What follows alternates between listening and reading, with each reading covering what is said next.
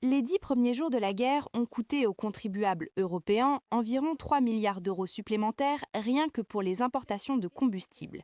Les chiffres ont été rendus publics par la présidente de la Commission européenne, Ursula von der Leyen, qui a souligné que la dépendance aux ressources extérieures pèse sur les économies des pays membres. Elle a souligné que l'Europe ferait une erreur stratégique si elle tentait d'atténuer la hausse des prix de l'énergie en revenant aux combustibles fossiles russes. Depuis le début de ce conflit, les prix du gaz ont augmenté de 50% et ceux du pétrole de 27%. Si nous traduisons cela en euros, 10 jours de guerre ont coûté aux contribuables européens 3 milliards d'euros supplémentaires en importation de combustibles fossiles. C'est le prix de notre dépendance.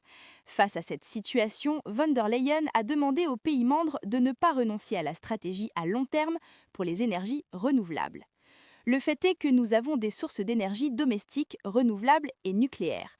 Leurs prix sont restés les mêmes. Certains soutiennent que nous devrions abandonner notre stratégie et revenir aux combustibles fossiles russes. Ce serait une erreur stratégique, cela nous rendrait plus dépendants, plus vulnérables et plus faibles.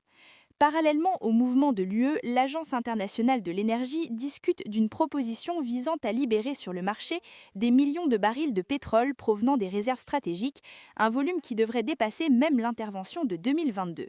Les ministres de l'énergie des pays du G7 ont également donné leur soutien de principe à cette initiative dans le but de freiner les prix des matières premières sur les marchés mondiaux.